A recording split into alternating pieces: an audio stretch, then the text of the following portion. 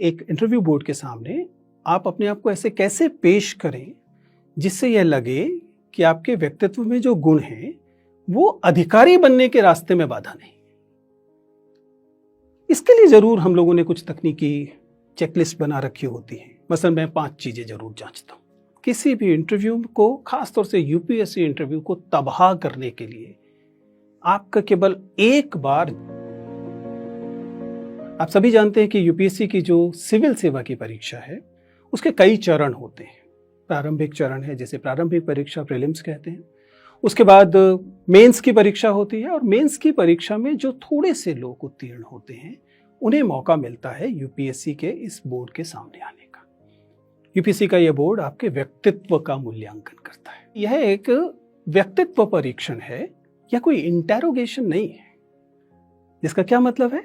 ऐसा नहीं है कि यूपीएससी ये मानकर चल रहा है कि आपने कुछ बहुत सारी चीजें छिपा रखी हैं और वह इन प्रश्नोत्तर के इस पूरे कार्यक्रम में, इस पूरे व्यक्तित्व परीक्षण में उन चीजों को छीनने की, उनको निकालने की कोशिश करता है। नहीं, ये केवल आपको अपने व्यक्तित्व को प्रस्तुत करना है और यूपीएससी के उस बोर्ड को ये जांचना है कि आपके अंदर व्यक्तित्व में वे कौन कौन से गुण हैं जो शायद इन सेवाओं के लिए उपयुक्त है। यह व्यक्तित्व परीक्षण जांचने की कोशिश करता है कि आप में इंटेग्रिटी, ईमानदारी, बौद्धिक ईमानदारी और नैतिक ईमानदारी है या नहीं है।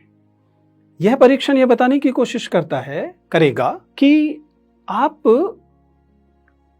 तार्किकता से भरे हुए हैं कि नहीं, आप संवेदनशीलता से भरे हुए हैं कि नहीं। जब आप किसी बोर्ड के अंदर जाते हैं, और ये यूं मैं बात कर रहा हूं यूपीएससी साक्षात्कार की, लेकिन ये किसी भी साक्षात्कार पर लागू होता है, तो आप उससे पहले अपनी एक लिखित जानकारी भेजते हैं। यूपीएससी के मामले में इसे डैफ, डिटेल्ड एप्लीकेशन फॉर्म कहा जाता है। ये डिटेल्ड एप्लीकेशन फॉर्म आपकी पूरी के पूरी जीवन की यात्रा होता है। ऐसा नहीं है कि यूपीएससी ने किसी अन्य माध्यम से ये जानकारी हासिल की है, आप ही ने ये फॉर्म भरा है और ये जानकारी उनको बताई है। मसलन मैंने अगर लिखा कि मैं दिल्ली की अनधिकृत बस्ती में पैदा हुआ, तो अगर मेरा डिटेल्ड एप्लीकेशन फॉर्म किसी समझदार व्यक्ति के सामने है तो वो इसे देखकर जानना चाहेगा कि दिल्ली की अनधिकृत बस्तियों के बारे में जानकारी मुझे है भी या नहीं। दिल्ली की अनधिकृत बस्तियों में सीवेज डिस्पोजल कैसे होता है। ये सवाल आपको अगर मान लीजिए यूपीएससी के बोर्ड में पूछा जाए तो आपको अचानक हवा से टपका हुआ सवाल लगेगा, लेकिन दरअसल है नहीं, क्योंकि ये उसी आवेदन पत्र से निकल रहा है जिसमें मैंने घोषणा की है कि मैं दिल्ली की अनधिकृत बस्ती में पैदा हुआ, वहां बढ़ा। बस यही तो करना होता है। अब सवाल है कि परीक्षार्थी इसमें क्या करे। वो अपने पैदा होने की जगह नहीं बदल सकता, उसे बदलने की जरूरत भी नहीं, क्योंकि जैसा मैंने कहा, आपके जीवन के चाहे कोई भी अनुभव क्यों ना हो, वे तमाम अनुभव आपके व्यक्तित्व में कंट्रीब्यूट करते हैं, आपके व्यक्तित्व में शामिल होते हैं। यदि कोई एक ऐसा व्यक्ति है जिसका जन्म, जिसे हम कहते हैं विद द सिल्वर स्पून हुआ, जिसने शुरुआत से ही गोल्फ खेला, बिलियर्ड्स खेला, ठीक है, कोई बुराई नहीं है गोल्फ खेलने में, बिलियर्ड्स खेलने में, उसने उसके व्यक्तित्व में वो चीजें जुड़ी। लेकिन आपने अगर गुल्ली डंडा खेला तो गुल्ली डंडा ने भी तो आपके जीवन में कुछ जोड़ा होगा। और यही दरअसल हम यूपीएससी बोर्ड में जानने की कोशिश करते हैं। ये एक के बेहतर और दूसरे के कम बेहतर होने का परीक्षण है ही नहीं। ये तो आपके व्यक्तित्व में जो ईमानदारी से आपने कहा है, उस ईमानदारी की जांच पर है जो यहां की जाती है। इसलिए जो पहली सलाह मैं अक्सर परीक्षार्थियों को देता हूं वो ये है कि किसी भी कीमत पर फेक व्यक्तित्व मत दिखाइए, नकली घोषणाएं मत कीजिए। दूसरा, अपने जीवन के, अपने व्यक्तित्व को ढकिए मत।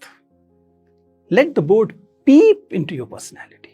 बोर्ड को अपने व्यक्तित्व में झांकने का मौका दीजिए, क्योंकि आपके व्यक्तित्व में ऐसा कुछ नहीं है जिसके लिए आपको शर्मिंदा होने की जरूरत है। एक इंटरव्यू बोर्ड के सामने आप अपने आप को ऐसे कैसे पेश करें जिससे यह लगे कि आपके व्यक्तित्व में जो गुण हैं वो अधिकारी बनने के रास्ते में बाधा नहीं। इसके लिए जरूर हम लोगों ने कुछ तकनीकी चेकलिस्ट बना रखी होती है। मसलन मैं 5 चीजें जरूर जांचता हूं। मैं बात करता हूं पोस्चर की, यानी कि आप कैसे बैठे हैं, सिटिंग पोस्चर। मैं बात करता हूं वर्बल कम्युनिकेशन की, वॉइस की, यानी कि आप कैसे बोल रहे हैं, आपकी आवाज बहुत ऊंची तो नहीं है या बहुत नीची तो नहीं। ध्यान रखिएगा, ये सारी चीजें संयोगवश नहीं होती। एंजाइटी आपकी आवाज को बढ़ा देती है। आप तेज बोल रहे हैं, ये आपके आत्मविश्वास का लक्षण नहीं है, ये आपके डरे होने का लक्षण है। इसके अलावा आई कांटेक्ट, सबसे खूबसूरत चीज मानव संप्रेषण में यदि कुछ है तो आपकी नजरें हैं। अगर आप में आत्मविश्वास है, अगर आप ईमानदार हैं, तो आप बात करने वाले व्यक्ति की आंखों में देखते हैं। अगर नहीं है तो आप काम चलाते हुए चेहरे पर देखते हैं। लेकिन अगर आप झूठ बोल रहे हैं, अगर आप चुरा रहे हैं कुछ, अगर आप फेक कर रहे हैं कुछ, तो अक्सर आप ऊपर देखते हैं। ये साधारण सा तरीका है। कुल मिलाकर मैं क्या कह रहा हूं, जब आप किससे बात कर रहे हैं तो उसकी आंखों में या कम से कम चेहरे की तरफ देखिए। इसके अलावा हम बात करते हैं अक्सर हैंड मूवमेंट की, हाथों से आप क्या कहने की कोशिश करते हैं। और फाइनली कुल मिलाकर प्रवाह, फ्लो, वह सबसे महत्वपूर्ण चीजों में से एक होता है कि आप जब बातचीत कर रहे हैं तो आप रुक रुक कर, अटक अटक कर बोल रहे हैं, या आप चूंकि अपनी बात पर यकीन रखते हैं इसलिए बात को एक प्रवाह में बोल रहे हैं। अंततः महत्वपूर्ण यह है कि आप क्या बोलते हैं, विषय वस्तु क्या है, कंटेंट क्या है। क्या आप केवल जार्गन दे रहे हैं, क्या आप ब्लफ कर रहे हैं। किसी भी इंटरव्यू को, खासतौर से यूपीएससी इंटरव्यू को तबाह करने के लिए आपका केवल एक बार झूठ बोलना काफी है।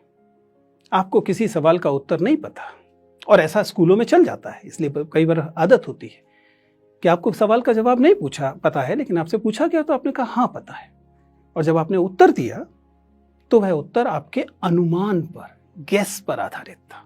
इंटरव्यू आपको यह सुविधा नहीं देता। क्यों नहीं देता? बहुत साधारण सी बात है। प्रश्न का उत्तर न पता होने पर आप आसानी से कह सकते थे कि मुझे उत्तर नहीं पता। तब क्या आपके बारे में क्या राय बनती कि इसको एक सवाल का उत्तर नहीं पता था, जबकि बहुत सारे सवालों का उत्तर पता था, तभी तो यह साक्षात्कार दे रहा है, तभी तो उसने मेंस क्लियर किया है। लेकिन आपने एक उत्तर गलत दिया। गलत का मतलब केवल गलत का, राय में गलत कुछ नहीं होता, लेकिन फैक्चुअल, तथ्यात्मक चीजों में आपने दावा किया कि आपको पता है और आपको नहीं पता था, आपने अनुमान लगा दिया, तब आपके बारे में आपकी ईमानदारी पर सवाल उठता है।